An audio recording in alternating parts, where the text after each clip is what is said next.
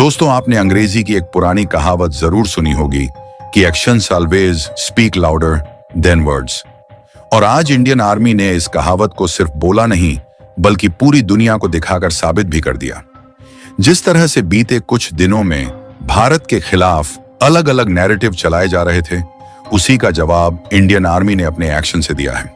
दरअसल ऑपरेशन सिंदूर के दौरान पाकिस्तान और उसके सहयोगियों की तरफ से भारत की ओर बड़ी संख्या में ड्रोन भेजे गए थे। इन ड्रोन का मकसद भारत के सैन्य ठिकानों और कुछ रिहायशी इलाकों को नुकसान पहुंचाना था, लेकिन भारतीय सेना और वायुसेना ने एक भी ड्रोन को अपने लक्ष्य तक पहुंचने नहीं दिया।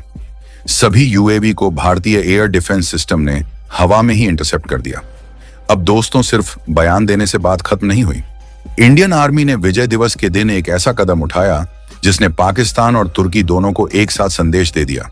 जिन तुर्की मेड ड्रोन को पाकिस्तान ने भारत की तरफ भेजा था, उन ड्रोन के मलबे और कैप्चर किए गए हिस्सों को पब्लिक डिस्प्ले पर रखा गया। यानी जो ड्रोन पाकिस्तान ने चोरी छिपे भेजे थे, वही ड्रोन अब पूरी दुनिया के सामने रख दिए गए। यह डिस्प्ले किसी बड़े एग्जीबिशन हॉल या सेमिनार में नहीं किया गया, बल्कि यह प्रदर्शन सीधे Indian army chief Upendra Dwivedi के रेजिडेंस पर किया गया। मीडिया को बुलाया गया और साफ साफ बताया गया कि ये वही ड्रोन हैं जो ऑपरेशन सिंदूर के दौरान पकड़े गए थे। यानी यह सिर्फ सैन्य सफलता नहीं बल्कि एक साइकोलॉजिकल मैसेज भी था। दोस्तों, सामने आई रिपोर्ट्स के मुताबिक ये सभी ड्रोन तुर्की में बने हुए थे और पाकिस्तान की तरफ से लॉन्च किए गए थे। इनका टेक ऑफ पॉइंट लाहौर के आसपास बताया गया। भारतीय सेना ने पहले इन्हें हवा में नष्ट किया और फिर इनके बचे हुए हिस्सों को सुरक्षित तरीके से कैप्चर किया। इसके बाद इनकी फॉरेंसिक जांच की गई और अब इन्हें पब्लिक डिस्प्ले पर रखा गया है। इस पूरे कदम का मकसद साफ है कि भारत अब सिर्फ यह नहीं कह रहा कि उसने ड्रोन गिराए हैं, बल्कि भारत यह दिखा रहा है कि कौन सा ड्रोन था और कहां से आया था, साथ ही किस टेक्नोलॉजी का इस्तेमाल हुआ था और उसे कैसे नाकाम किया गया। आगे इस ड्रोन की टेक्निकल ताकत क्या थी, इसका टारगेट कहां था और इसे विजय दिवस पर ही क्यों दिखाया गया, इसकी पूरी डेवलपमेंट विस्तार से समझेंगे। लेकिन आगे बढ़ने से पहले इस वीडियो को एक लाइक करके चैनल को सब्सक्राइब जरूर कर लीजिए। अब दोस्तों, बात करते हैं उस ड्रोन की जिसे इंडियन आर्मी ने पब्लिक डिस्प्ले पर रखा और जिसकी वजह से पाकिस्तान और तुर्की दोनों के नैरेटिव को एक साथ झटका लगा। इंडियन आर्मी के सीनियर अधिकारियों ने खुद सामने आकर बताया कि यह ड्रोन तुर्की ओरिजिन का एक लॉइटरिंग म्यूनिशन था। मिलिट्री की भाषा में इसे कामिकाजी ड्रोन भी कहा जाता है। इस ड्रोन की सबसे बड़ी खासियत इसकी लंबी रेंज और भारी पेलोड थी। आर्मी के मुताबिक इस ड्रोन की रेंज करीब 1900 से 2000 किलोमीटर तक बताई गई है। यानी लाहौर से उड़ान भरने के बाद यह भारत के काफी अंदर तक मार करने की क्षमता रखता था। इसके अंदर लगभग 10 किलोग्राम का एक्सप्लोसिव पेलोड मौजूद था। दोस्तों, यह कोई सामान्य सर्विलांस ड्रोन नहीं था। यह एक ऐसा ड्रोन था जो अपने टारगेट के ऊपर मंडराता रहता है। जैसे ही सही मौका मिलता है, यह खुद को टारगेट पर गिरा देता है और साथ में विस्फोट कर देता है। इसी वजह से इसे सुसाइड ड्रोन या कामिकाजी ड्रोन कहा जाता है। पाकिस्तान ने इसे खास तौर पर हाई वैल्यू मिलिट्री टारगेट के लिए भेजा था। आर्मी ने साफ बताया कि इस ड्रोन का टारगेट जालंधर के पास स्थित आदमपुर एयरबेस था। यह वही एयरबेस है जो ऑपरेशन सिंदूर के दौरान रणनीतिक रूप से बेहद अहम माना गया। यही वह बेस है जहां भारत की मजबूत एयर डिफेंस क्षमताएं तैनात हैं और जहां S-400 सिस्टम की मौजूदगी की भी चर्चा होती रही है। लेकिन दोस्तों, ड्रोन अपने टारगेट तक पहुंच ही नहीं पाया। जैसे ही यह लाहौर से उड़ान भरकर भारतीय सीमा में दाखिल हुआ, अमृतसर के एयर स्पेस में ही इसे ट्रैक कर लिया गया। भारतीय एयर डिफेंस नेटवर्क और इलेक्ट्रॉनिक वॉरफेयर सिस्टम ने इसे तुरंत लॉक किया और हवा में ही डिस्ट्रॉय कर दिया। यानी ड्रोन ने भारतीय जमीन पर 1 इंच भी नुकसान नहीं पहुंचाया। इसके बाद जो सबसे अहम कदम उठाया गया वह था इसका फॉरेंसिक एनालिसिस।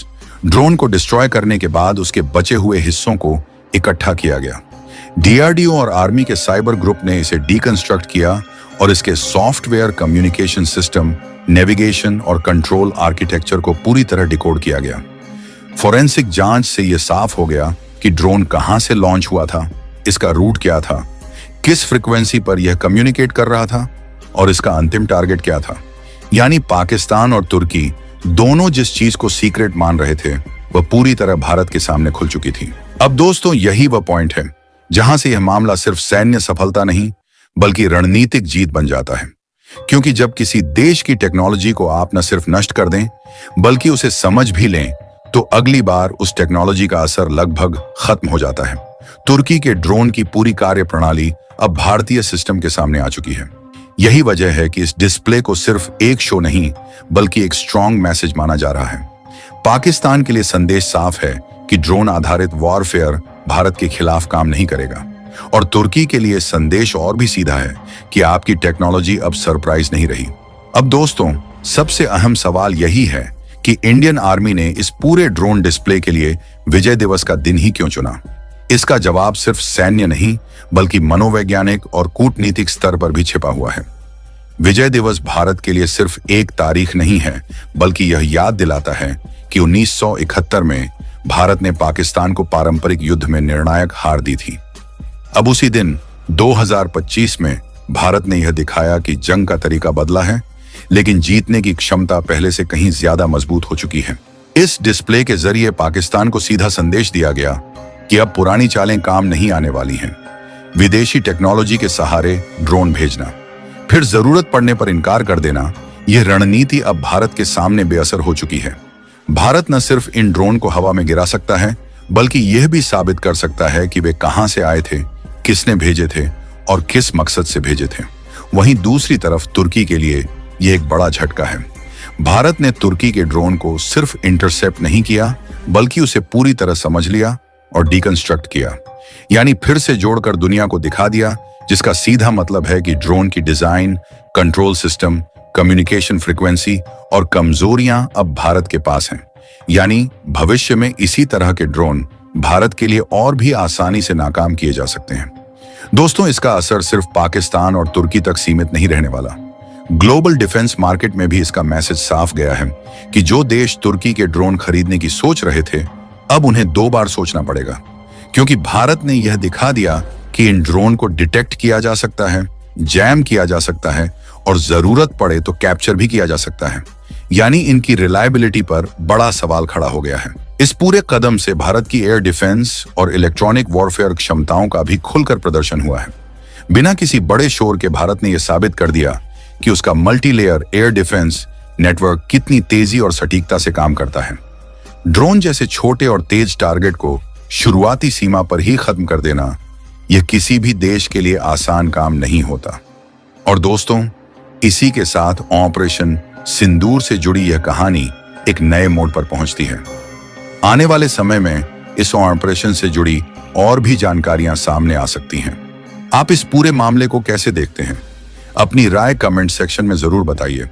अगर आपको ऐसी ही आसान भाषा में गहराई से समझाने वाली जानकारी पसंद आती है तो वीडियो को लाइक करें।